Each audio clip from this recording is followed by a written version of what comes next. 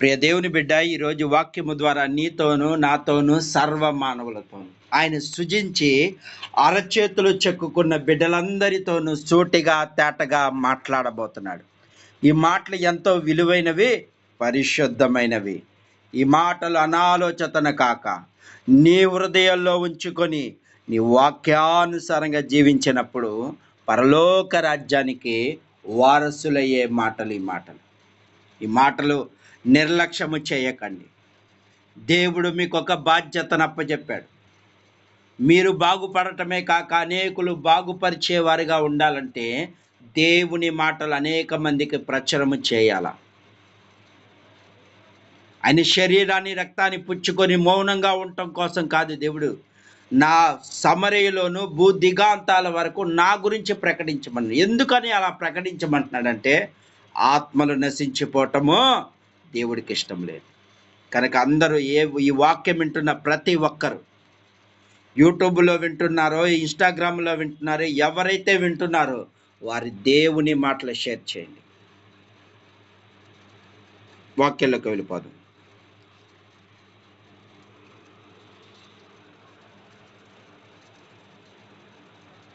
ప్రియ దేవుని బిడ్డ, ఈరోజు వాక్యము ద్వారా నీతోనూ నాతోనూ పరిశుద్ధాత్మ దేవుడు మనతో మాట్లాడుతుందేమనగా, గత కొంతకాలం నుంచి పరిశుద్ధ ఆత్మదేవుడు సమూయేలు గ్రంథము ద్వారా కొన్ని పాఠాలు నేర్పించాడు. మొదటి సమూయేలు గ్రంథము ద్వారా మొదటి అధ్యాయం నుండి 2, 3 ఇప్పుడు 4వ అధ్యాయంకి వచ్చేసరికి, ఇక్కడికి వచ్చేసరికి ఏమైపోయారంటే సేవకుల పిల్లలు చనిపోయారు. దేవుడు ఏదైతే చేస్తానన్నాడో అది నెరవేర్చి జరుగుతుందన్నమాట. ఇప్పుడు ఎవరు చనిపోయారు? సేవకుల పిల్లలు చనిపోయారు. అయితే ఇప్పుడు 12వ వచనానికి వద్దాం. 12వ వచనం ద్వారా, ఆనాడు బెన్యామీనునొకడు యుద్ధ భూమి నుండి పరిగెత్తుకు వచ్చి చినిగిన బట్టలతో తల మీద ధూళితో షిలోహులోకి ప్రవేశించాను. అంతకుముందు దేవుని మందిరానికి నిర్లక్ష్యం చేసిన వారు ఇప్పుడు పరిగెత్తుకుంటే ఎక్కడికి వచ్చారు? దేవుని మందిరానికి వచ్చారు. ఇప్పుడు ఏం చేస్తున్నారు? తల మీద ధూళి వేసుకొని షిలోహు మందిరంలోకి వచ్చారు. ఎక్కడికి వచ్చారు? ఎవరో బెన్యామీను అనే ఒక వ్యక్తి యుద్ధంలో ఉండి పారిపోయి వాళ్ళతో యుద్ధం చేస్తాము, దేవుడు మన యుద్ధానికి జయాన్ని ఇస్తాడు అనుకున్న వ్యక్తి ఏం చేశాడంటే పరుగున ఎక్కడికి వచ్చేసాడు? దేవుని మందిరంలోకి వచ్చేసాడు. దేవుడి మందిరంకి వచ్చి తల ధూళి వేసుకుంటున్నాడు. అప్పుడు అక్కడ ఎవరున్నారు? అక్కడ ఎవరున్నారంటే, అతడు వచ్చినప్పుడు ఏలీ మందసము యొద్ద గుండె అవిచ్చు, అంటే గుండె ఆరిపోయేంత ప్రమాదం వచ్చేసిందని. ఏలీ ఎలాంటి వాడు? ఆయన కన్నులు మందగిలిపోయినాయి. ఎటు నడవలేని పరిస్థితిలో ఇప్పుడు ఒకడు వచ్చి ఆ ధూళి పోసుకొని ఏడుస్తున్నాడు. అంతా అయిపోయిన తర్వాత ఇప్పుడు ఏమొచ్చే ప్రయోజనం? ఇప్పుడు వచ్చి ఏం చేస్తున్నాడు? ఒళ్ళంతా ధూళి పోసుకొని ఏడుస్తున్నాడు. మొట్టమొదటిగా 4,000 మంది చచ్చిపోయారు ఇశ్రాయేలు ప్రజలు. తర్వాత దేవుని మందసాన్ని తీసుకొచ్చినప్పుడు 30,000 మంది చచ్చిపోయారు. ఇప్పుడు వచ్చింది వాళ్ళకి పశ్చాత్తాపం. ఎప్పుడొచ్చింది? రోగాలు బాధలు వచ్చినప్పుడే దేవుడు గుర్తుకొస్తాడు. ఇప్పుడు వచ్చారు వీళ్ళు. ఆ బెన్యామీన్ అనే వ్యక్తి ఇప్పుడు వచ్చి ఏం చేస్తున్నాడు? దేవుని సముఖములో ఏడుస్తున్నాడు. ఆ రోదన, అక్కడున్న ప్రజలందరూ భయముతో పరుగున ఎక్కడికి వస్తున్నారు? ఇప్పుడు దేవుని మందిరంలోకి వస్తున్నారు. సమయం ఉన్నప్పుడే అది దేవుని యందు భయము భక్తి కలిగి ఉంటే ఈ రోజు నా ప్రమాదం వచ్చేది కాదు. ఆ యొక్క సమయం వచ్చేది కాదు. కానీ ఈ రోజున ఏమైపోతున్నారంటే అల్లాడిపోతున్నారు. ఏడ్చుకుంటూ పరిగెత్తుకుంటూ వస్తున్నారు. అప్పుడు ఏం జరిగిందో చూద్దాం. యుద్ధ భూమి నుండి పరిగెత్తుకు వచ్చి ఏలీతో అనగా, అతడు నాయనా ఇక్కడ ఏమి జరిగింది అడిగాడు. సేవకుడు అంటున్నాడు, కళ్ళు కనపడవు కాబట్టి ఆయన అంటున్నాడు, ఏం జరిగింది ఇక్కడ? ఎందుకు ఇంత అల్లరిగా? ఎందుకు ఇక్కడ ఏడుస్తున్నారు అందరూ వచ్చి? ఏం జరిగింది?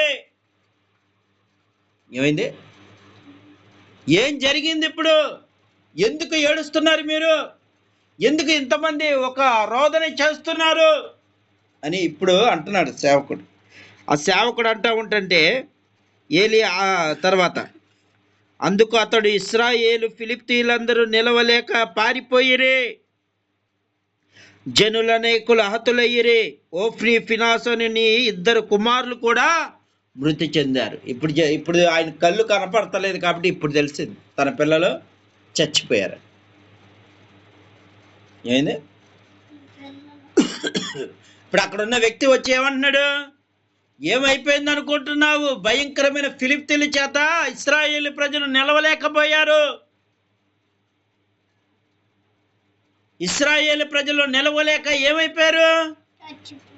చచ్చిపోతున్నారు. ఏం తెలియనట్టు ఉంటున్నావేంటి సేవకుడా? నీ పిల్లలు కూడా ఇద్దరు చచ్చిపోయారు. ఓఫ్ని ఫినాస్ కూడా అక్కడ మృతులైపోయారు అనగానే అప్పుడు ఏం చేస్తున్నాడు?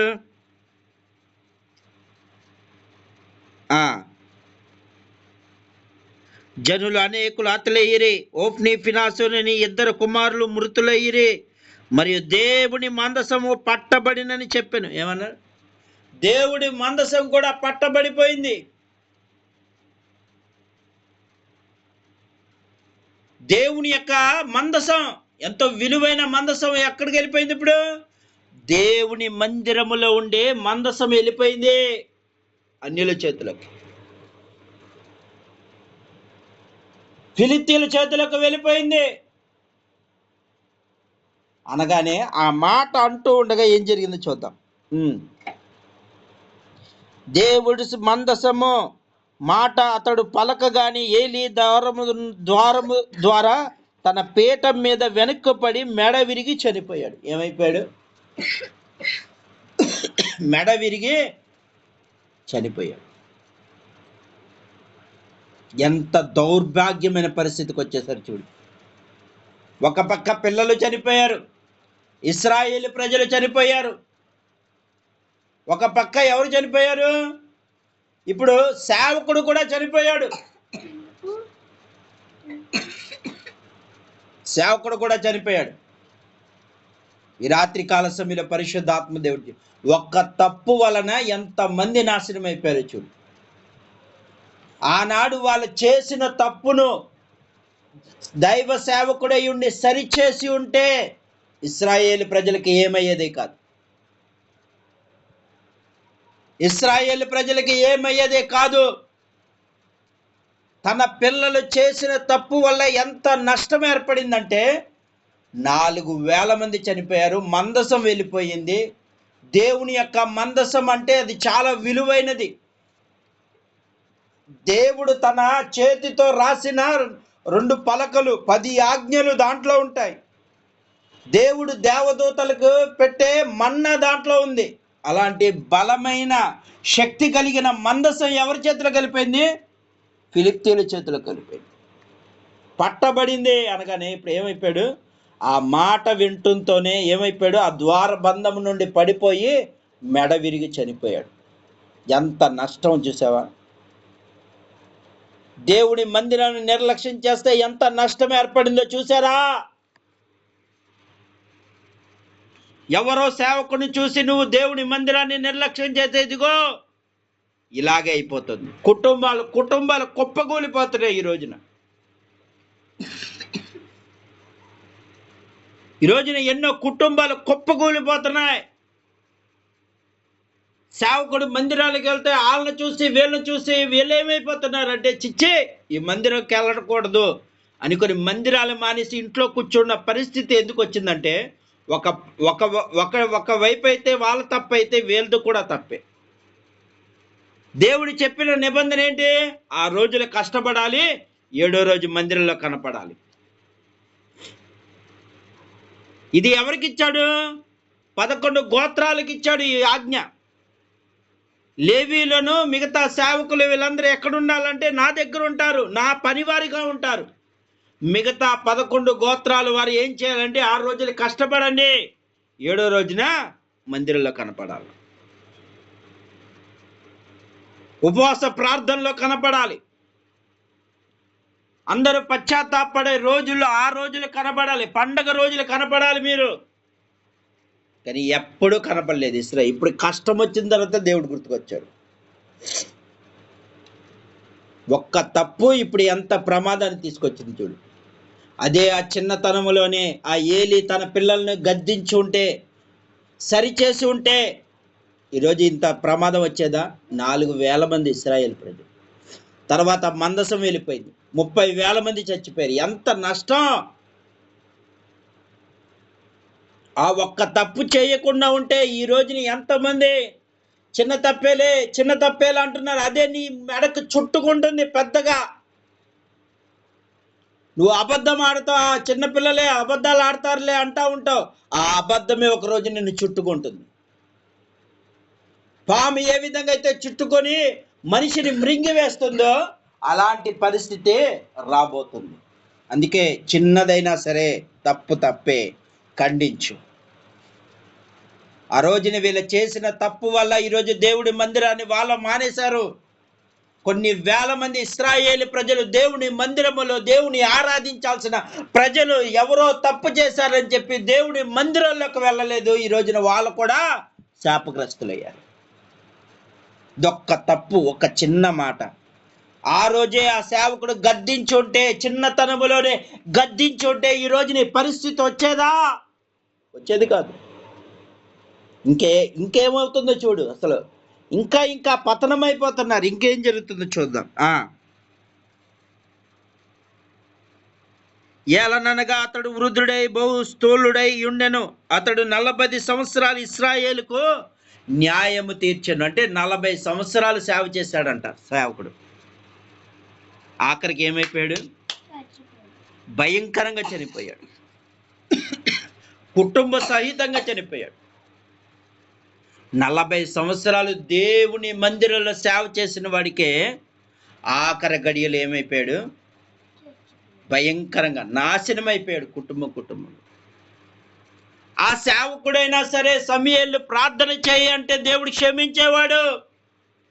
ఆ సేవకుడికి ఏమొచ్చిందంటే గర్వం. చిన్నవాడితో నేను ప్రార్థన చేయించుకోవడం ఏంటనే గర్వం. ఆ గర్వం ఈ రోజున ఏమైపోయింది? అక్కడ కుప్పకూలిపోవటమే కాదు, ఇక్కడ కూడా కుప్పకూలి అవకాశం ఇచ్చాడు దేవుడు. సమూయేలు ద్వారా అవకాశం ఇద్దామనుకున్నాడు దేవుడు.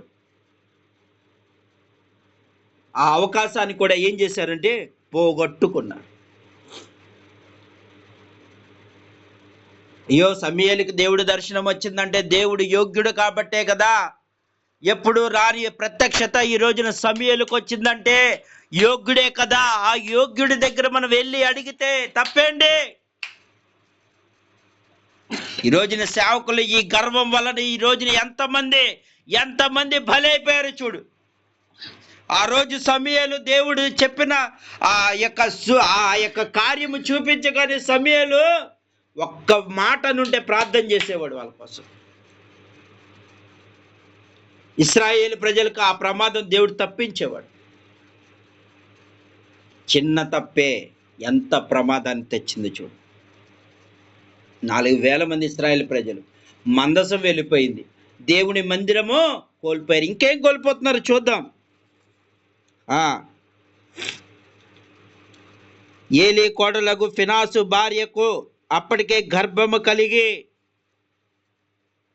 ఏలీ యొక్క కుమారుల్లో ఫినాసు ఉన్నాడు కదా. ఫినాస్కి భార్య ఉంది. ఆ భార్యకి అప్పుడు ఏంటి? కడుపుతో ఉంది, గర్భంతో ఉంది. ఇంకేమవుతుంది చూద్దాం. గర్భము కలిగి కన్నుపొద్దు ఉండగా దేవుని యొక్క మందసము పట్టబడినని తన మామ తన పెనిమిటి చనిపోయారని ఆమె విని నొప్పులు తగిలి మోకాల మీద కృంగి ప్రసవించెను. మోకాల మీదే ఆ భయంకరమైన వేదన. ఒక పక్క మామ చచ్చిపోయాడు, ఒక పక్క భర్త చచ్చిపోయాడు, ఒక పక్క ఎవరు చనిపోయారు? ఒక పక్క మరిది చనిపోయాడు. ఇప్పుడు చావులో ఈమెకేం ఏర్పడింది? గర్భము ఇప్పుడే కడుపు, ఆమెకి నొప్పి వచ్చింది, ప్రసవ వేదన కలిగింది. ఎక్కడ కనిందో తెలుసు? మోకాల మీదే పిల్లోని కనింది. ఏం కనింది? మోకాల మీదే.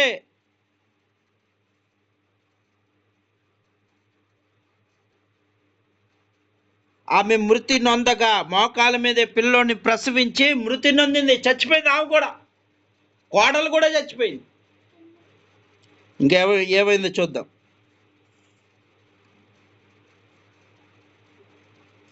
ఆమె మృతి నొందగా దగ్గర నిలిచిన స్త్రీలు ఆమెతో భయపడవద్దు, కుమార్ని కనివి అని ఆమెను ప్రత్యురమీయకయు లక్ష్యపెట్టకయు ఉండెను. దేవుని మందసం పట్టబడిన సంగతి, తన మామ పెనిమిటి చనిపోయిన సంగతి తెలుసుకొని ప్రభావము ఇశ్రాయేలు నుండి పోయినని చెప్పి తన బిడ్డకు ఈకాబోదు అని పేరు పెట్టెను. ప్రభావం పోయింది. ఏమని? దేవుని యొక్క ప్రభావం మా మధ్య నుంచి వెళ్ళిపోయింది.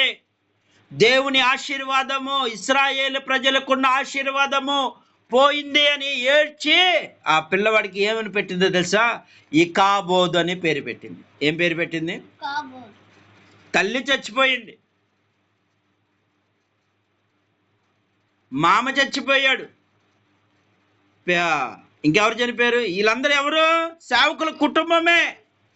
సేవకుల కుటుంబము, ఇశ్రాయేలు ప్రజలు మొత్తము నాశనం అయిపోయారు ఒక్క తప్పు వల్ల. ఒక్క తప్పు. ఆనాడు వాళ్ళని గద్దించి ఉంటే ఈరోజు ఇంత ప్రమాదం వచ్చేది కాదు. తల్లిదండ్రులారా, బిడ్డలు నిర్లక్ష్యము చేయవద్దు. ఈ రాత్రి కాల సమయంలో పరిశుద్ధాత్మ దేవుడు నీతో నాతో చెప్తుంది ఏమనగా, చిన్నతనములోనే వాళ్ళు ఏం మాట్లాడుతున్నారో అది తప్పు అని మనం చెప్పేవారిగా ఉండాలి. వాళ్ళ తప్పుడు మార్గంలోకి వెళ్తూ ఉంటే, ఆనాడు ఏలీ కూడా ఇదే చేశాడు.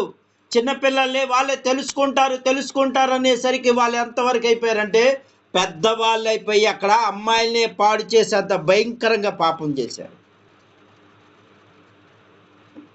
ఈ రాత్రి కాల సమయంలో దేవుడు చెప్తున్నాడు, ప్రియ దేవుని బిడ్డ, నీ బిడ్డలు దేవుని యందు భయభక్తులతో పెంచు.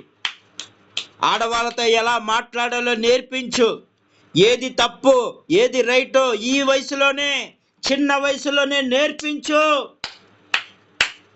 ఈ రోజున ఆ ఏలీ కుటుంబం ఆ యొక్క సేవకుల కుటుంబం 40 సంవత్సరాలు ఇశ్రాయేలుకు న్యాయాధిపతిగా ఉన్నాడంట. ఎంత దౌర్భాగ్యమైన పరిస్థితి గెలిపారు చూసావా? దేవుని కోపము అంత రగులుకుంది. వాళ్ళకి అవకాశం ఇచ్చాడు దేవుడు. అవకాశం ఇవ్వలేదా? సమూయేలు ద్వారా అవకాశం ఇచ్చాడు. అయినా వీళ్ళలో గర్వం నాశనానికి తీసుకెళ్తుంది అంటున్నారు. ఈ రోజున ఏ సేవకుడైతే గర్వపడుతున్నావో, నీవు దేని బట్టి గర్వపడుతున్నావో ఒకరోజు అది నాశనానికే. కుటుంబం కుప్పకూలిపోతున్నాయి. మీ విశ్వాసులు మీ నుండి చేజారిపోతున్నారు. మీరు చేసిన తప్పుల వల్ల ఇశ్రాయేలు ప్రజలు ఏ విధంగా అయితే పాపాలకు లోబడిపోయారో, దేవుని మందిరానికి దూరం అయిపోయి దేవుని వాక్యాన్ని విననీయకుండా సాతాను అడ్డుగోడ వేశాడో, ఎప్పుడైతే వాళ్ళు చేయి జారిపోయారో ఇప్పుడు ఏమైపోయారంటే అన్నీ పోయిన తర్వాత దేవుడా అనుకుంటే వస్తే ఏం ప్రయోజనం? ఆఖరికి అదిగో దేవుడి మందసం తెస్తే సరిపోద్ది అనుకున్నారు.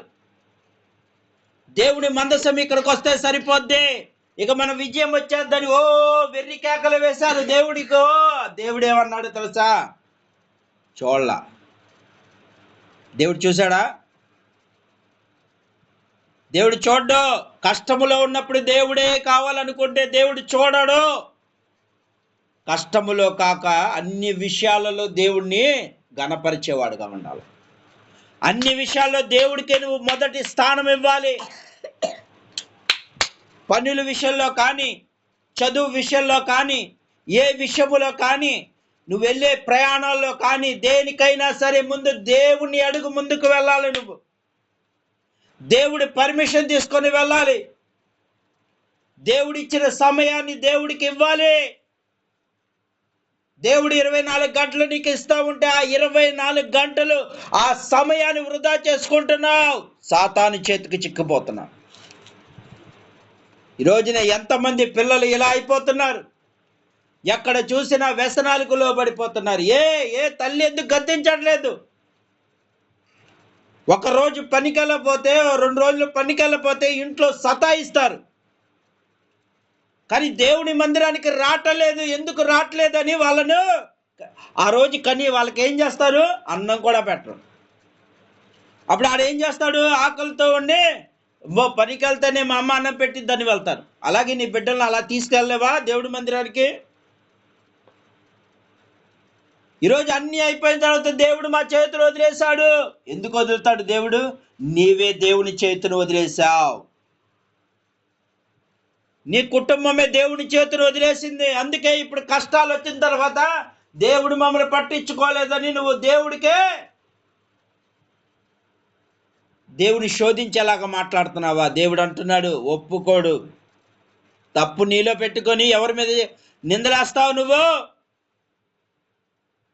ఈరోజు నీ ఏలి యొక్క కుటుంబం ఎందుకు ఇలా అయిపోయింది? కారణం తప్పు వాళ్ళలో ఉందా, దేవుళ్ళో ఉందా?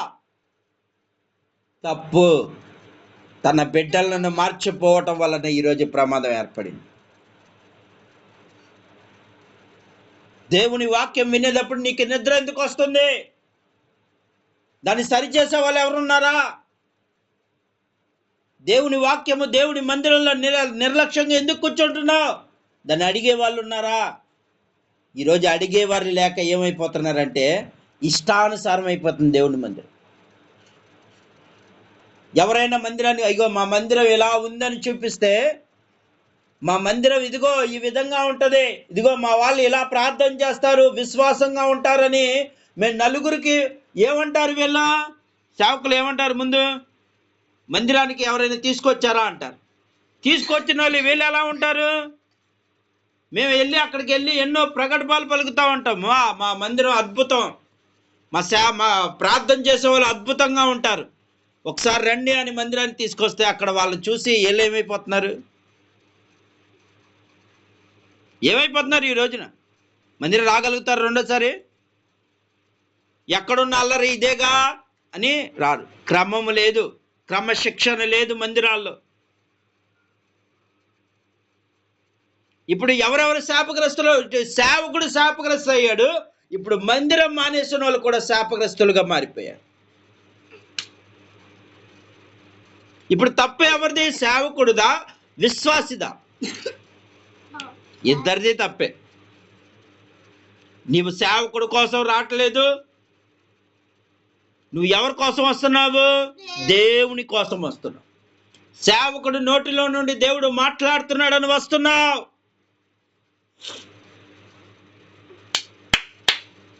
కానీ వాళ్ళని చూసి వీళ్ళని చూసి నువ్వేమైపోతున్నావంటే ఆత్మీయతలో దిగజారిపోవద్దు అంటున్నాడు ఈ రాత్రి. ఎవరు దిగజారిపోవద్దు. దేవుడి మందిరమే ఎందుకు ఏర్పరిచాడు? తన పిల్లల మంచి మార్గం నడిపించడానికే దేవుని మందిరం ఏర్పడింది.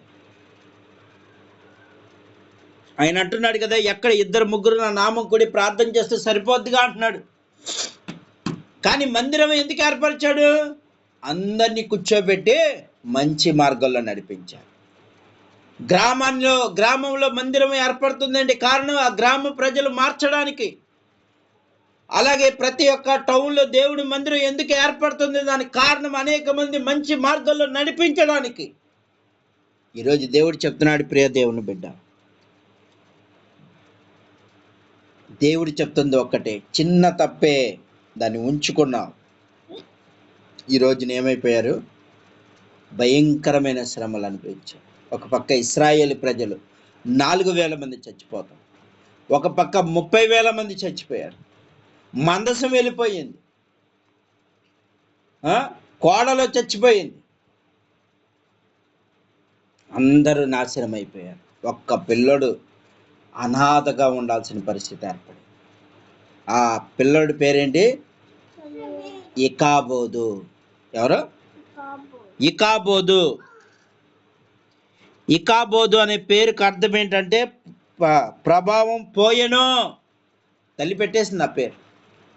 దేవుడి యొక్క మందసం ఉంటేనే దేవుడు మన దగ్గర ఉన్నట్టు, ఆయన ప్రభావం ఇక్కడ మన దగ్గర లేదు అని తన కుమారుడికి ఏమని పేరు పెట్టింది? ఇకాబోదు అని పేరు పెట్టింది. ఆ తర్వాత ఏం జరిగింది? ఇకాబోదు పుట్టిన తర్వాత ఏ విధంగా దేవుడు ఎలాంటి ప్రభావితం అక్కడ ఇశ్రాయేలు ప్రజలకు ఫిలిప్తీల దగ్గర ఎలాంటి భయానకమైన పరిస్థితులు ఏర్పడినాయి అన్నది రేపు చెప్తాను. ఈ కొద్ది మాటలు దేవుడు దీవించుగా. కానీ ఈ మాటలు నిర్లక్ష్యం చేయవద్దు. నీ పిల్లలను దేవుని యందు భయభక్తులుగా నడిపించు. ఈ కొద్ది మాటలు దేవుడు దీవించుగా. ఆమేన్.